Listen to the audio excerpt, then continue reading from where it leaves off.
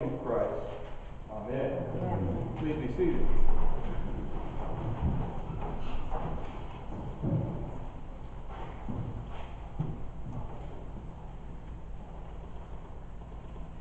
So on Wednesday, we began the 40 days of Lent.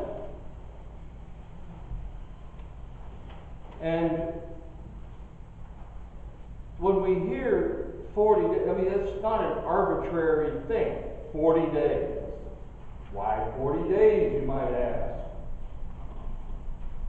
Maybe I'll tell you.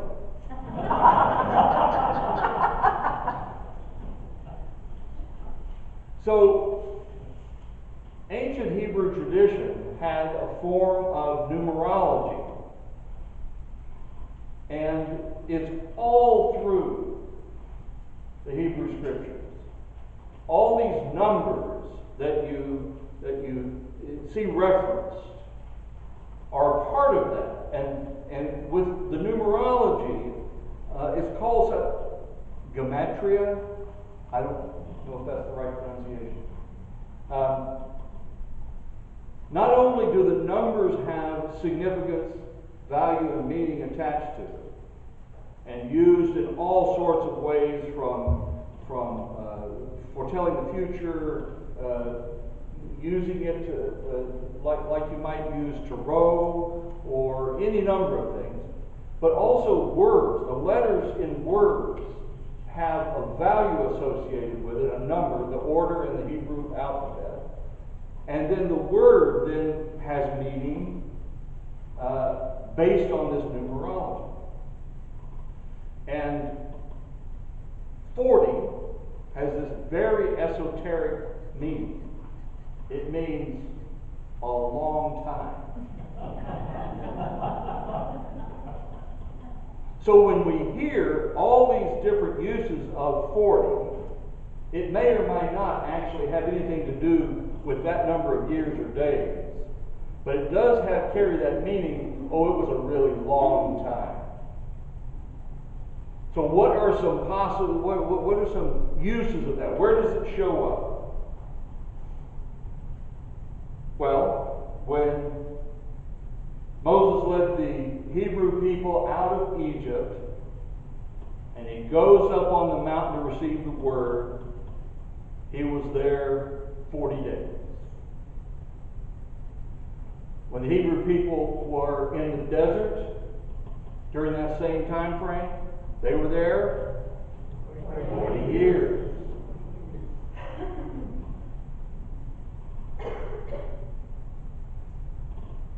Some authors will say that Moses' life was divided into 3 40-year periods,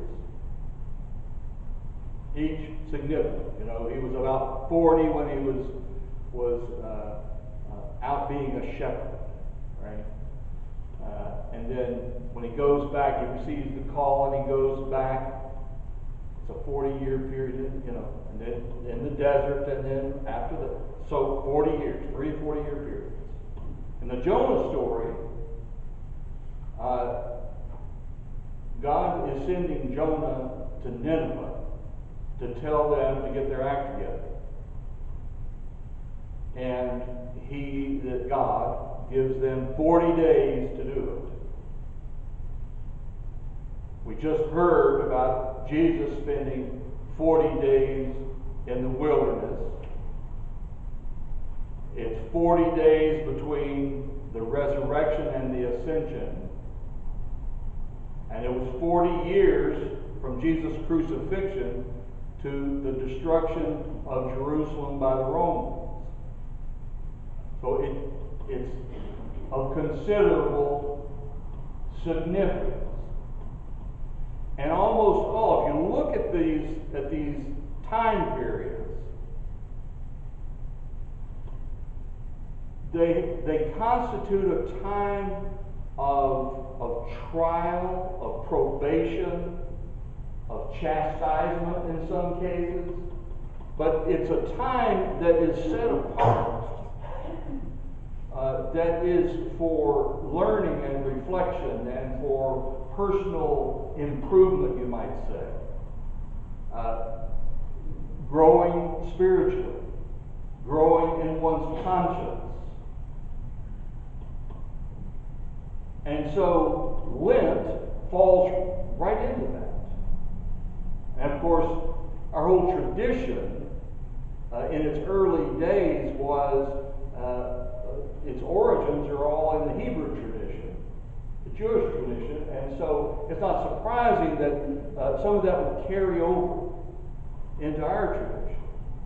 Of course, when it met up with pagan Rome and pagan Greece and Northern European pagans, lots of things started to happen that were not of Hebrew origin, but that particular part of it is very much from the original. So what is it that we do with this time period? If the expectation is that it's one of personal reflection, hopefully not chastisement, though I suppose that might be appropriate in some cases, what do we do with it? I think that just Lenten discipline for the sake of Lenten discipline, what you end up with is just Lenten discipline. I mean, if it doesn't really have a reflective quality to it, if we just stop doing something for 40 days and then start doing it again and don't really think about it when we're not doing it, I don't see that as being all that. Who cares? It's just, at its worst, it's probably just crowd control. So what might we do?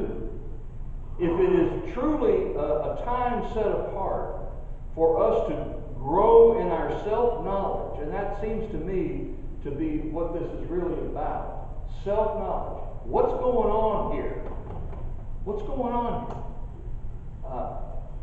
Do I have any sense at all of myself? How do I interact with people? My thoughts, my actions, my words, do I really have a true understanding of myself?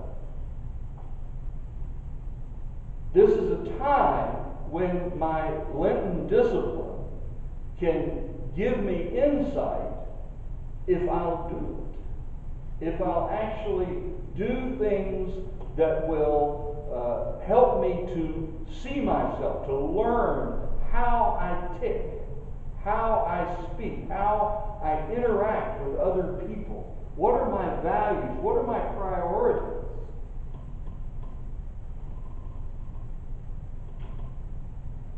It occurred to me, and I'd seen it mentioned somewhere before, which is probably where the thought came from originally, that during this particular time, it's tax season. Speaking of chastisement, but it's tax season. And if we would really seriously and reflectively prepare our taxes and really reflect on the previous year, and how did I spend my money? Where did it go? How did I get it? It's going to tell me things about myself over this last year. What is the source of my income? What are the things that I spent my money on? And what occurred to me was that adage, where your treasure is, your heart will be also. It's going to tell me what my priorities are. I dare say, food and drink is a big one for me. I spend a lot of money on food and drink.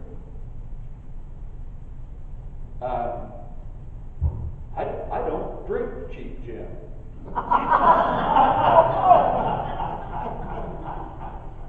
I drink expensive gin. I don't go to McDonald's.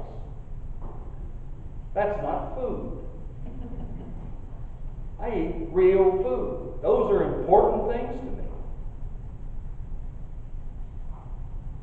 And so it tells me something about myself. How did I spend my money? Is it all on me? What did I give away? Anything approaching 10%? More than 10%? What did I do with my money? Taken seriously, it's a discipline that may say more about ourselves than we're comfortable with. It may begin to chip away at some of the self-image that we have of who we are and how we are.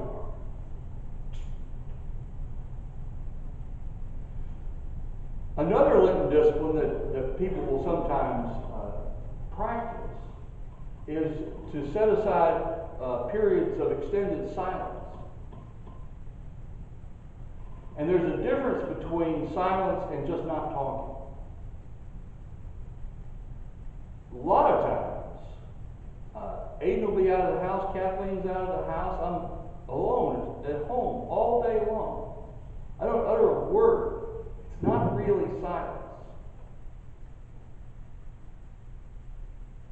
In my thinking, silence, the way I use that word, has much more of a mindfulness quality to it, where I'm really not just kind of stumbling around semi-conscious with no real reflection going on, no mindfulness really present.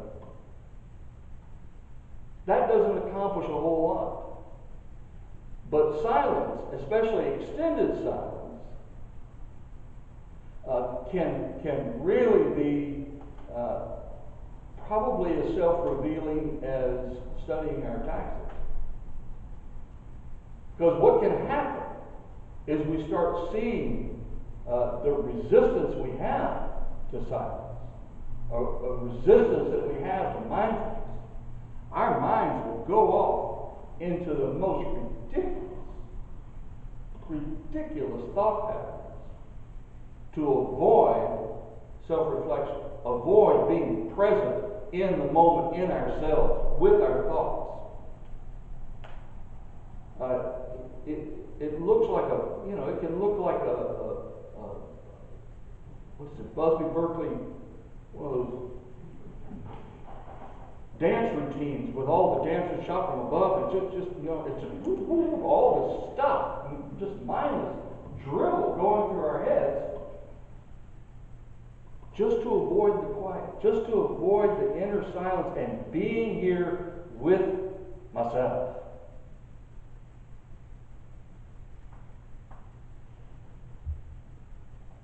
I've been on some pretty extended, multiple weeks of silence. Reflective silence. And I can tell you that the first couple of days can be tough. And it's not so much about the need to talk. It's what's going on inside in the absence of the talking. It's having to be with myself. But after a while, and it varies from experience to experience, it's pretty remarkable. The peace and the sense of presence that you can move into in that deep silence. Working with people where we were all in silence, working heavy construction, all in silence. The machines were making a lot of noise, but we weren't talking. And the ability to do that work in dangerous situations with no talking and relying on what? For want of a better term,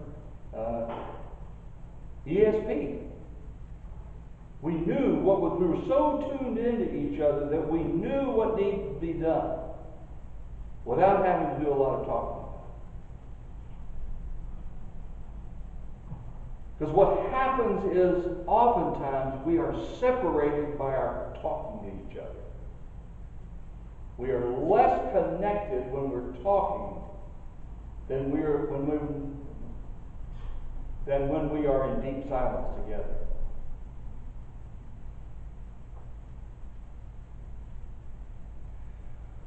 These are very seemingly opposite practices.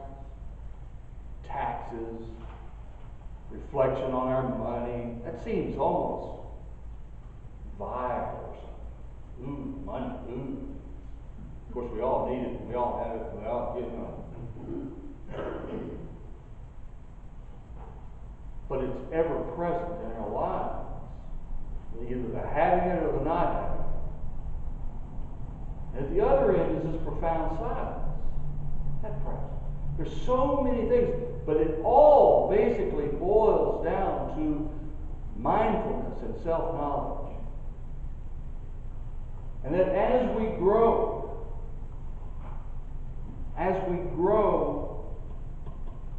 and become increasingly spiritually mature, I think that maturity is actually the loss of delusion, of self-delusion about who we are and how we are. If you think about what happens with anorexia nervosa, people that suffer with anorexia are down to just a wisp of themselves and look in the mirror and see themselves as fat. That's an example of the kind of delusions that we can have about ourselves. And the less of that there is, the less of that delusion of who and how we are. It's not about judging other people. It's about how we present, how we actually in real life are. To me, that is living in the reign of God. Because there's no illusions. Okay, let's be realistic. There's minimalized delusions and illusions.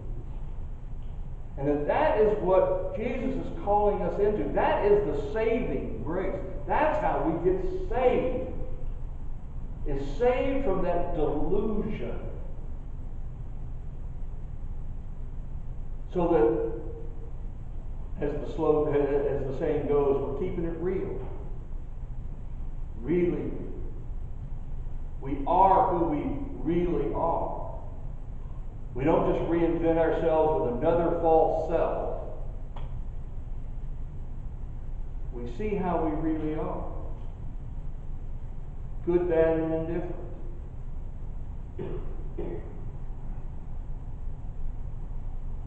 That's the kingdom as far as I can tell. Doesn't require anything of anybody else. But it's turning to God and opening ourselves to that divine presence which heals and heals and heals and helps us to see ourselves in all our glory. And what happens then is we are transformed. We are real. I can't imagine that God wants anything else out of us than that. Be real. Be present. Be mindful. And with that would come all sorts of empathy and compassion and generosity.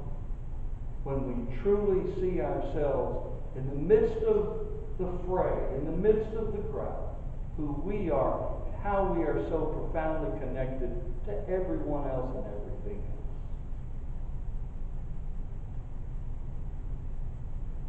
else. It sometimes requires disruption.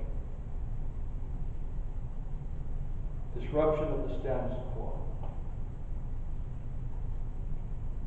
And we're going to disrupt our status quo in a little bit. We're going to use the contemporary language Lord's Prayer from now through Easter, so that maybe we can hear those words again fresh, hear them new, and it'll feel weird if you're not used to doing it. It'll feel strange. Watch your response. Just observe it. See it for what it is. You don't have to fix it. Just watch it. See how you respond. Let that be part of your Lenten discipline. You might be amazed how something as small as that can shift things for you. So, we embark on yet another long time that we set aside for these purposes. Blessings to you in it. Amen. Amen.